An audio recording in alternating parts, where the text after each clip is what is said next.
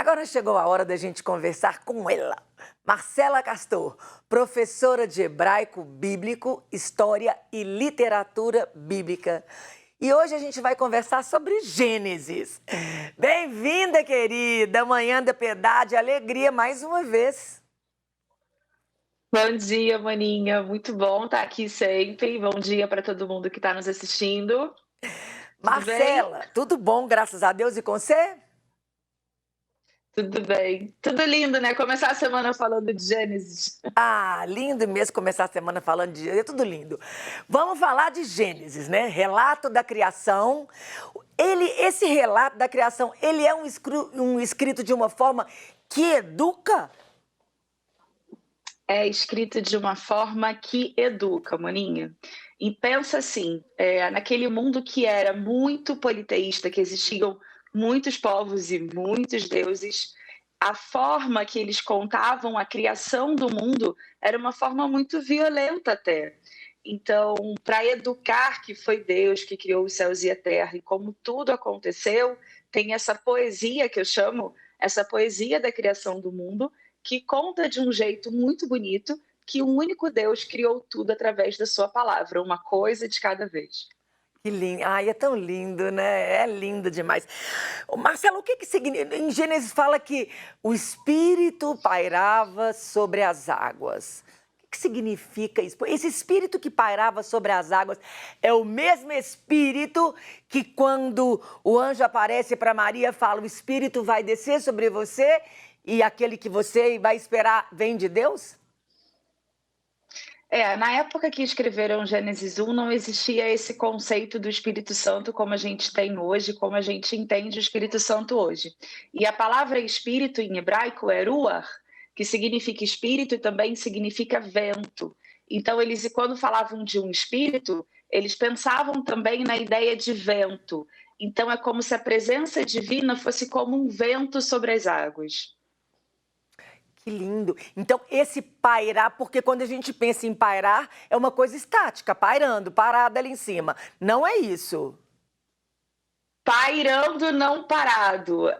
Pensa quando você olha para o mar e você olha as ondas do mar. Essa é a imagem que está desenhada nessa poesia. Ai, Olha para o mar e a maré e as ondas. Essa é a imagem. O mundo era assim.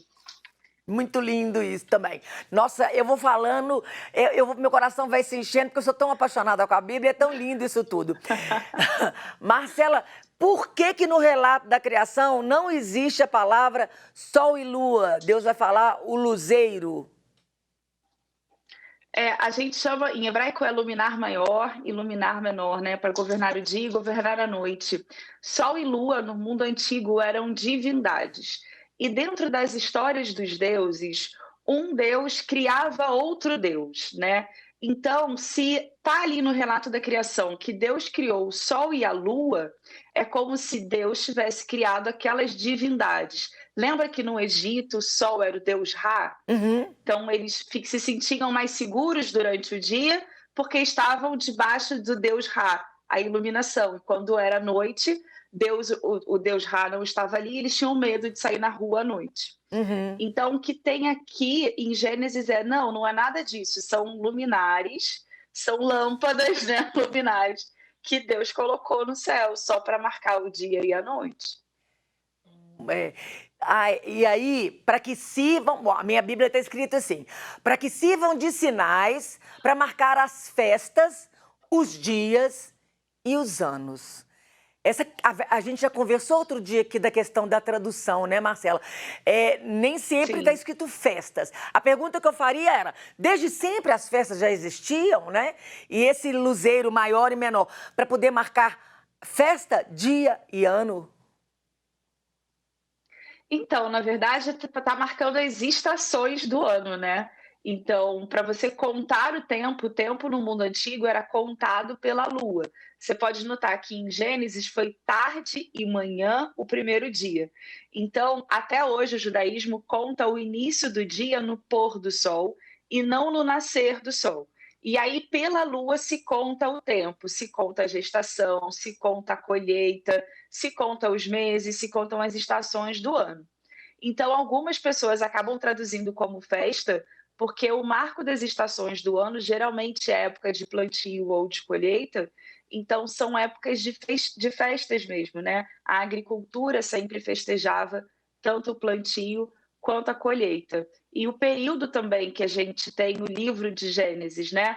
O Antigo Testamento que nós temos é um Antigo Testamento que foi produzido durante o exílio da Babilônia.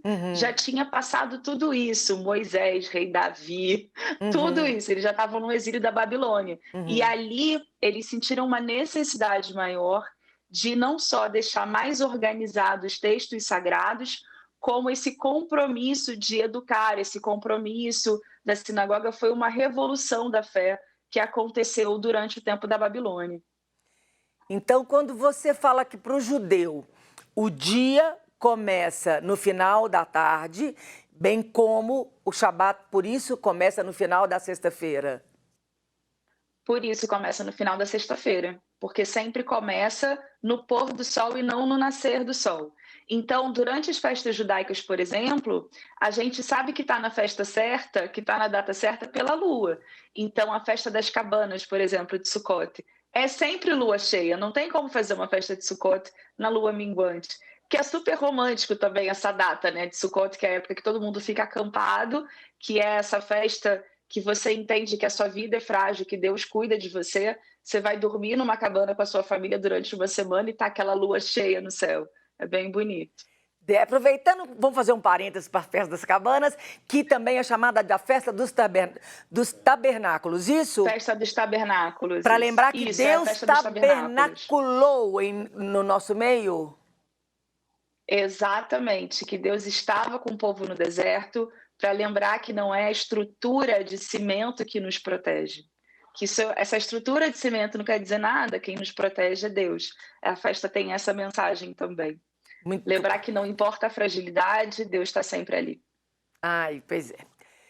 Bom, voltando para Gênesis, todas as vezes que Deus cria, Deus termina dizendo, e Deus viu que era bom. Somente quando ele cria o homem, ele fala, Deus viu que era muito bom.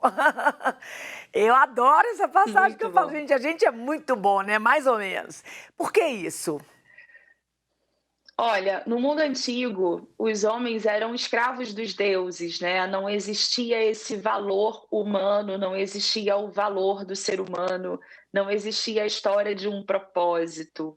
Os homens que reinavam nos outros povos eram vistos como semideuses ou escolhidos pelas divindades.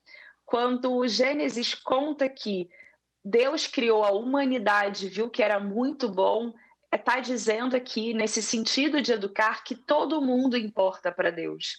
Que Deus não se relaciona com o ser humano nesse lugar de fazer do ser humano um escravo, de exigir do ser humano além daquilo que ele pode entregar, como os deuses dos outros povos faziam. Então, é uma mensagem muito revolucionária para a época, sabe? Uhum. É revolucionária mesmo.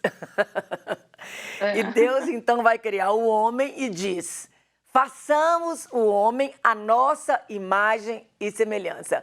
Ao plural, Deus mais quem, gente? Quem são essas pessoas que Deus não estava sozinho?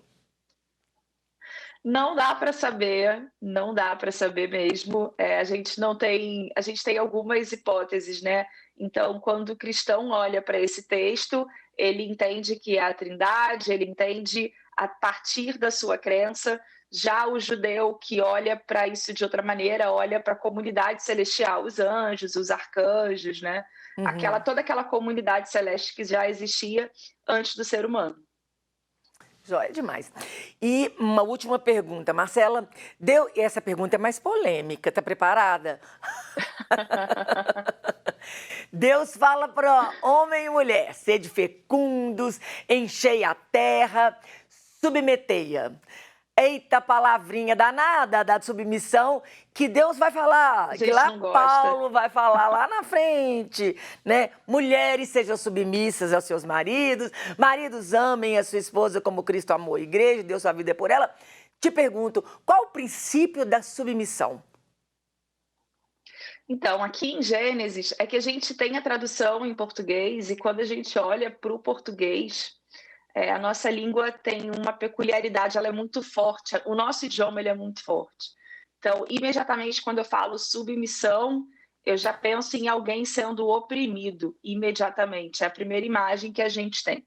O que a gente tem em Gênesis é: domine a terra. Você pode tomar conta disso, não se apavore com a terra. Porque o que acontece é que quando a gente está diante da natureza, a gente se sente muito pequenininho, a gente tem medo da natureza. Então, se hoje, com tudo que a gente já construiu, a gente chega numa floresta, a gente morre de medo, imagina no comecinho, né, com todos aqueles animais, com toda aquela grandeza. Então, o que Deus está falando é: domina isso, você pode dominar isso. Assuma o controle dessa vida, assuma essa responsabilidade, né? E é o que nós fazemos hoje. Infelizmente, às vezes não com tanta sabedoria, porque a gente acaba estragando o mundo lindo que Deus criou para gente, né? Um mundo tão incrível, a gente acaba destruindo isso, Uhum. passando do ponto nesse sentido de dominar a nossa existência aqui. Mas o que Deus está dizendo é isso: domina, assuma o controle. Você está aqui para dominar a terra e não ser dominado por ela, né? Então, ele tem esse sentido. Quando a gente vai para o Novo Testamento e Paulo fala para a mulher ser submissa ao seu marido, a crença do cristianismo primitivo é que Jesus voltaria a qualquer momento. Uhum. Então, a mensagem mais importante era a mensagem da salvação, não a mensagem de mudar uma dinâmica social que já existia. Imagina o trabalhão que Paulo ia ter, falando do casamento, falando da questão dos servos, falando da questão dos escravos naquela época. Eles achavam que Jesus ia voltar a qualquer momento. Eles não faziam ideia que ia demorar 2000 anos e a gente já está aqui ainda, cadê? Né? Esperando. Então, para eles era tudo muito rápido, não tinha como mudar. O que Hum. Paulo faz é: sim, a mulher vai ser submissa ao seu marido, era a sociedade da época, mas o marido vai amar a esposa como Cristo amou a igreja. E aí o grande desafio, não é desafio nenhum uma mulher ser submissa a um homem que é um cara como Jesus. Eu sempre brinco disso lá no Instagram, né? Se o Uhum. marido é como Jesus, você não vai nem sentir. É verdade, é verdade. Aquela história da parceria, né, Marcela? Que eu gosto É muito de falar lógico. quando o Deus. Aproveita o embalo, nós temos minutinhos ainda. Quando Deus cria a mulher. E as pessoas falam, tirou o pedaço da costela de Adão. Conta pra nós, deixa você falar. Deus não tirou a mulher da costela de Adão, né? Ele tira ela do lado de Adão, ele divide Adão ao meio, sabe? E aí ela é construída para Adão. E quando Deus fala que vai construir, a tradução tá como ajudadora, né? Mas essa ajuda tem no sentido de salvadora. É a mesma ajuda que é usada no Salmo, por exemplo: Deus vem me ajudar, Deus vem me socorrer. É a mesma palavra. Então, no sentido de que Deus salva a humanidade, de que Deus salva a pessoa, Deus criou a mulher para salvar o homem, não no sentido de ser a terapeuta dele, gente, por favor. Mas no Tem que sentido tomar de ser cuidado hoje em dia parceira. com tudo que a gente fala. Mas no sentido de que a existência do homem não para quê? Não tem sentido a vida dele, ele precisa dela, precisa da sabedoria. Eu tenho falado muito na diferença dos encontros de Jesus no Novo Testamento, quando Jesus está diante de uma mulher e quando Jesus está diante de um homem. A conversa com as mulheres sempre acontece em outro nível. Então, quando a mulher vai jogar, uma mulher chega e joga sobre Jesus aquele jarro com uma especiaria, com um óleo, né, muito especial e muito caro, e naquele vaso tinha dinheiro para um ano inteiro, e ela despeja tudo em cima de Jesus no sinal de que eu sei o que você vai passar e eu estou com você, Uhum. né? Os apóstolos não entendem. Ela está gastando dinheiro, ela podia vender isso e dar aos pobres. Os homens não entendem. Mas a mulher Uhum. está em outro lugar, né, do entendimento. E Jesus fala: ela sabe o que ela está fazendo. Ela Uhum. sabe, sabe? Os apóstolos não estavam ali com Jesus o tempo todo e não entendiam nada. Ela chega já sabendo de tudo. Então, é nesse sentido.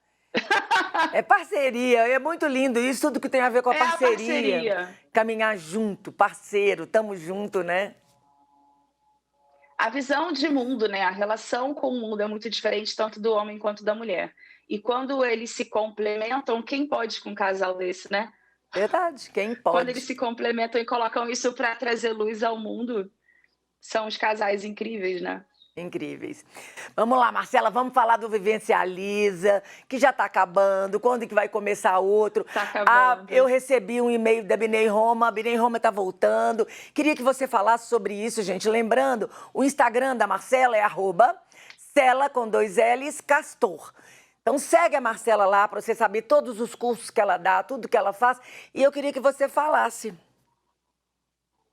dos cursos. Pois é, a Escola Binei Roma está de volta com os nossos cursos. A gente tem alguns projetos, um deles é o Texto e Contexto, onde a gente estuda o texto bíblico e o contexto da época. Aí a gente fala de arqueologia, geografia bíblica, filosofia da época, literatura. A gente estuda um pouquinho sobre o significado nos idiomas originais e é o curso que a gente está voltando agora. Então a gente começa com um ciclo de palestras sobre o Natal, uma participação especial de um professor de hebraico que é o melhor do Brasil, o Edson de Faria Francisco. Ele vai dar uma aula sobre tradução bíblica e sobre o trabalho dele de tradução da Bíblia. Ele trabalha com a Sociedade Bíblica do Brasil.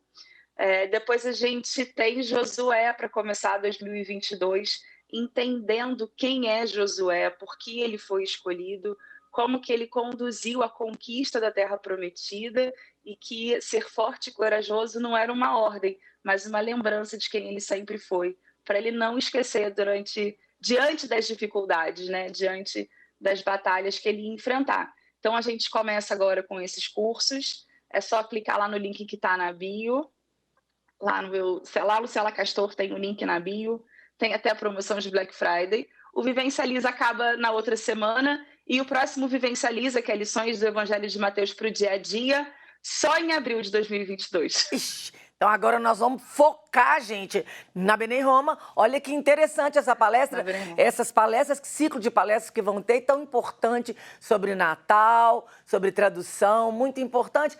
Minha querida, de tudo que nós falamos, tem alguma coisa que você gostaria de acrescentar?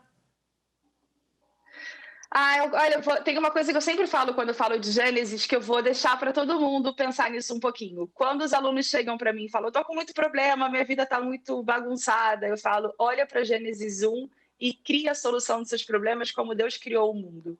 Primeiro acende a luz para enxergar a bagunça, depois coloca tudo no lugar e só aí você cria por ordem de prioridade. Muito bacana. E tem um outro princípio bíblico que está lá em Gênesis, porque Deus, quando ele separa a luz das trevas, somente fala 4º dia. Então são 3 dias para a separação dessa confusão toda, né, Marcela? Para a separação dessa confusão toda. Primeiro você tem que ter clareza do que está acontecendo, né? Acender a luz sobre o problema. Eu falo, diz que nem Deus disse, haja luz. Então luz. Acende a luz sobre o problema e organiza essa bagunça. Depois resolve. Isso mesmo, bota ordem na bagunça. Muito obrigada mais uma vez por sua presença aqui. Se Deus quiser, toda semana a gente vai estar junto. Um beijo. Se Deus quiser. Um beijo, bom dia, boa semana. Você também.